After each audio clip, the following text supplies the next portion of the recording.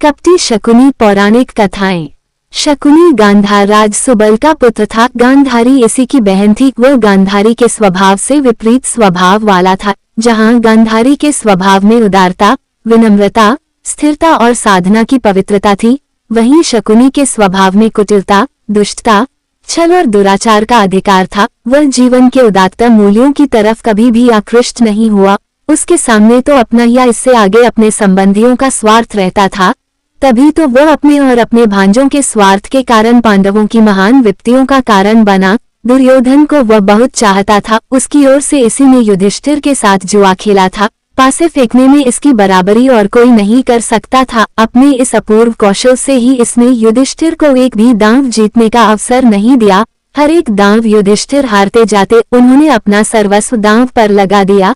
तब भी इस दुष्ट ने उन्हें इनकी पत्नी द्रौपदी को दांव पर लगाने के लिए उकसाया। युधिष्ठिर ने द्रौपदी को भी दांव पर लगा दिया। जब युधिष्ठिर सब कुछ हार गए तो उन्हें वचनबद्ध होकर वनवास को जाना पड़ा। वहां अनेकानेक आपत्तियों का सामना पांडवों ने किया। कौरवों ने अपने भाइयों की पराजय पर खुशी मनाई। इन सब में गर्व से फूलने वाले दो व्यक्ति थे। एक था दुर्योधन और दूसरा था शकुनी।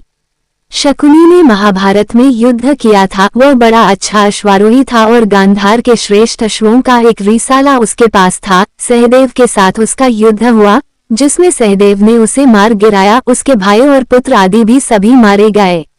शकुनी सदा दुर्योधन की हाँ में हाँ मिलाना जानता था। कभी भी नेक सलाह उसने दुर्योधन को नहीं दी। कहा जाता है कि वो हस्तिनापुर में किसी राजनीतिक उद्देश्य के कारण ही रहता था। उसी कारण संभवतया गांधार राज सुबल ने अपनी पुत्री गांधारी का विवाह अंधे धृतराष्ट्र के साथ किया था।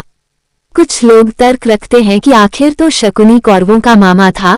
फिर यदि उसने उनके भले के लिए कोई बुरा काम किया तो वो एक संबंधी के लिए स्वाभाविक ही है। कौन ऐसा होगा जो अपने संबंधी के भले के लिए प्रयत्न नहीं करेगा।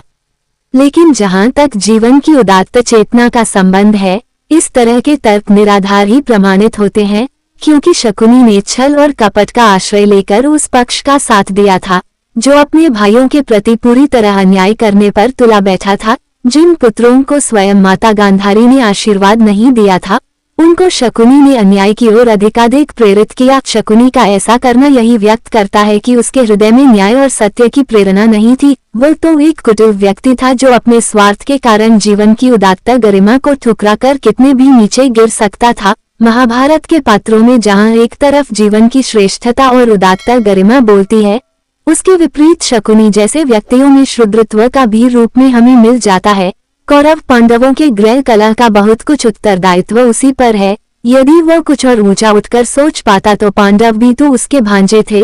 उनके प्रति वह इस प्रकार विद्वेष नहीं रखता। उसी के कारण साध्वी द्रौपदी का भरी सभा में अपमान हुआ। बाद में भी जब महाभारत का हाहाकार चारों ओर फैल चुका था, उसने अपनी कुटिलता नहीं छोड़ी थी। दुर्योधन ने द्रोणाचार्य से युधिष्ठिर को पकड़कर ले जाने की प्रार्थना की थी। वह चाहता था कि शकुनी मामा फिर युधिष्ठिर के साथ जुआ खेलकर उन्हें हरा दे और इस प्रकार उनको वनवास के लिए भेज दे, जिससे ये सारा युद्ध ही समाप्त हो जाए। उस समय भी शकुनी इसके लिए तैयार हो गया था। इस तरह देखा जाए तो पांडवों के कष्टों के लिए तो शकुनी उत्तरदायी है ही, बल्कि कौरवों के नाश का भी एकमात्र कारण वही है। यदि जाए के समय वह छल नहीं दिखाता तो पता नहीं कौरव कुल का इस प्रकार भीषण अंत होता या नहीं। शास्त्र में भी कहा गया है कि मातुल सर्वनाश का कारण होता है।